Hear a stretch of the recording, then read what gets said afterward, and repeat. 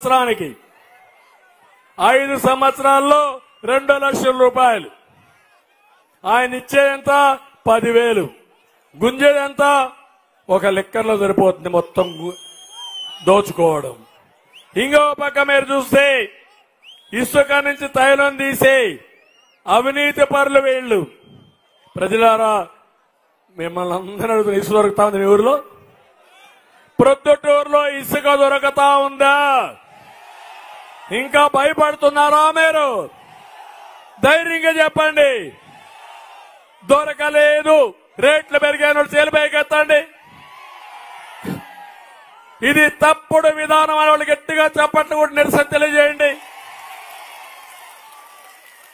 ఈ ఒక్క నిర్ణయం 40 లక్షల మంది భవన నిర్మాణ కార్మికులు రోడ్డు మీద పడ్డారు. దీనికి తోడుగా ఇక్కడే ఉంది సిమెంటు, భారతీయ సిమెంటు రేట్లు పెంచుకున్నాడు. పెంచడాలే సిమెంటు. అదే మరి స్టీల్ రేట్లు పెరిగాయా లేదా? ఇసుక దొరుకుతుందా, దొరకదా లేదా? ఎట్టిల్లు కడతారు బ్రదర్? మీరు ఇల్లు కట్టారు. ఇల్లు కడితే మళ్ళీ ఎమ్మెల్యే వస్తారు, గద్ద మారిగా వాలిపోతాడు కమిషన్ల కోసం. అవునా కాదా? ఇవన్నీ కూడా చేసి 5 ఏళ్లుగా ఇవన్నీ జరిగాయి. ఎవరైతే ఈ భవన నిర్మాణంలో నష్టపోయారో మీరు అక్కడికి పోతానే మీకు గుర్తు రావాల్సింది మీకు జరిగిన అన్యాయం. ఓటేసేటప్పుడు ఆలోచించండి. జగన్మోహన్ రెడ్డి ఒక మాట అన్నాడు, నేను మంచి చేయమంటే మంచి చేసుంటే ఓటేయమన్నాడు. నేను అదే అడుగుతున్నా, మీకు నష్టం జరుగుంటే ఓటు తెలుగుదేశానికి వేయండి. మీ జీవితాలు నాశనం అయిపోతాయనుకుంటే తెలుగుదేశం మిత్రపక్షాలకు ఓటేయండి. చేస్తారా అని మిమ్మల్ని అడుగుతున్నా.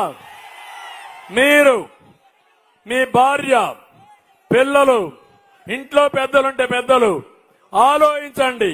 నేను చెప్పే దాంట్లో వాస్తవం ఉంటే నాతో నడవండి.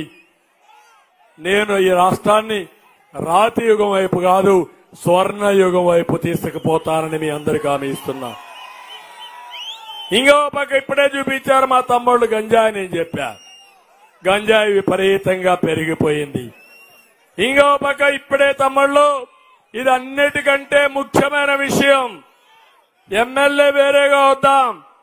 జగన్ ఎంత పచ్చి మోసగాడంటే, నమ్మించి ఎట్లా గొంతుకు వస్తాడంటే దానికి సమాధానం ఒకటి అడుగుతున్నా. ఊ కిల్డ్ బాబాయ్, ఊ కిల్డ్ బాబాయ్, ఊ కిల్డ్ బాబాయ్. పులివెందలకు కేకేస్తే నిలబడి వినపడి ప్రొద్దుటూరు నుంచి ఛాలెంజ్ చేస్తున్నా, ఈ గడ్డ మీద నుంచి ఛాలెంజ్ చేస్తున్నా. ఎవరైతే నిందితుడున్నాడో ఆ నిందితుడిని నువ్వు ఎంపీగా పెట్టావా లేదా? అవునా కాదా? అంటే నీ చిన్నాన్న చంపిన వాడికి ఓటేమి అడగడానికి సిగ్గు లేదు? సిగ్గుందా లేదా ఈ ముఖ్యమంత్రికి? సిగ్గుంటే అడగతాడా ఈ ముఖ్యమంత్రి?